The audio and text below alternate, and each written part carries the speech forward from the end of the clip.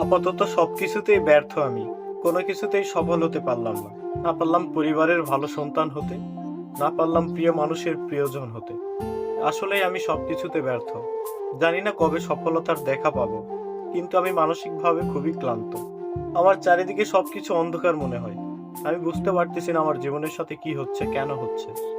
তবে আমি হেরে যাচ্ছি প্রতিনিয়ত। জানি না কবে জিততে পারবো। তবে সত্যি আমি মানসিকভাবে খুবই ক্লান্ত।